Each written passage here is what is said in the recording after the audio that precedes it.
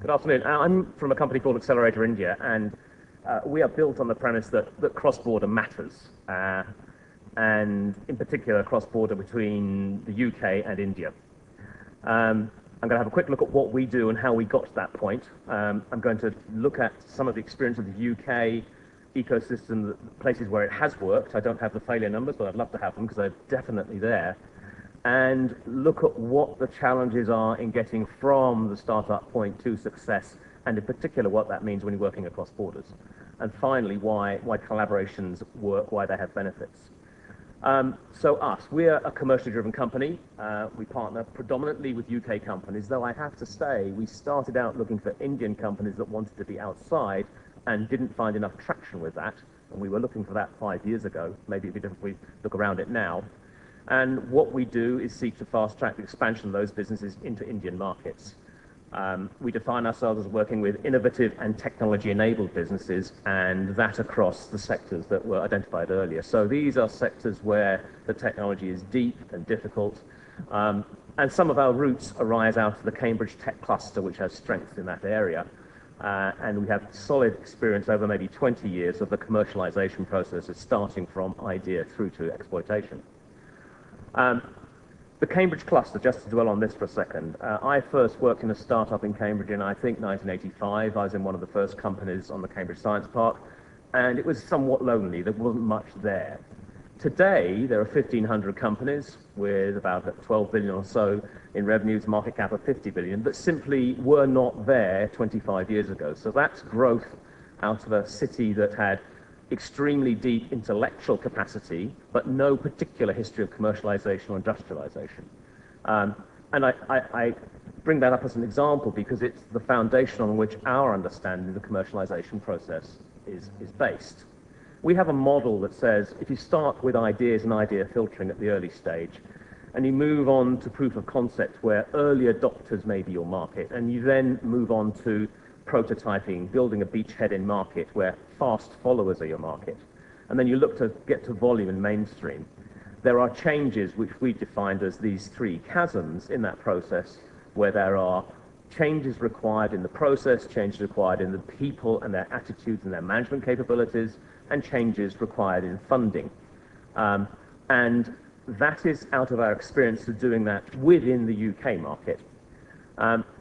However, getting across that first chasm is difficult, and there's a lot of failure in that, but it's not really that hard, and a lot of people make it across to have something that kind of sort of works.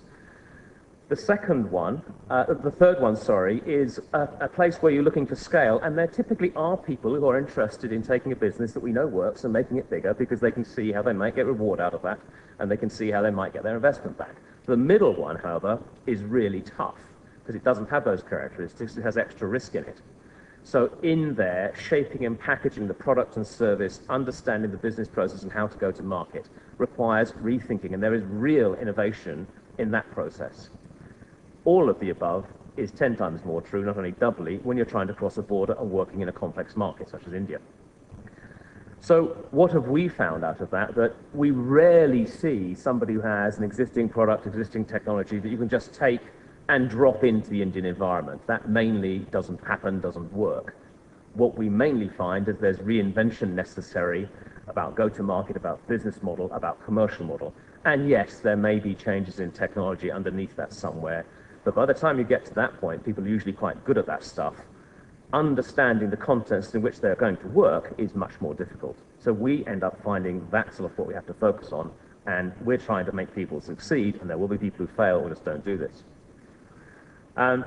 Why do it then if it's so difficult? Well, it helps validate technology, market relevance.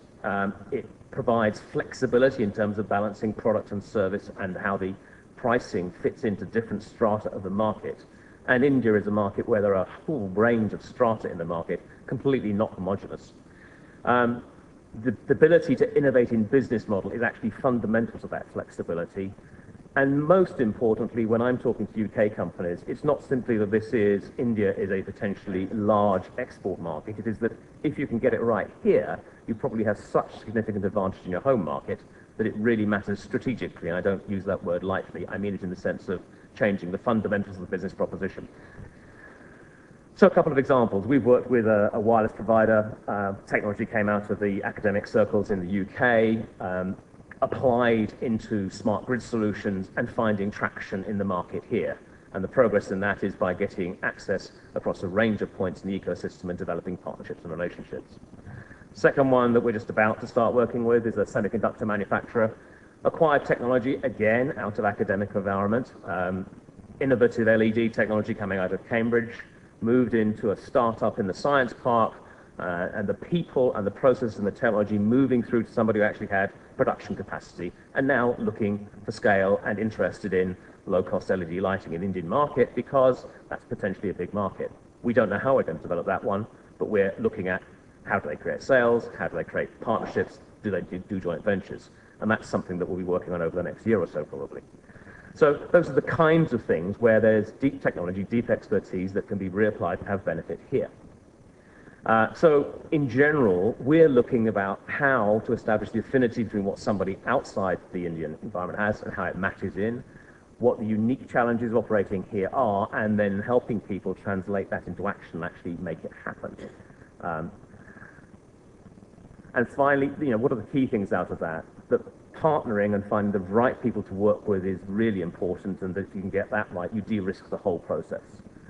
That people should not be addressing the Indian market thinking that it is a quick way to a large market. It is likely to be something that requires durability and real management intent.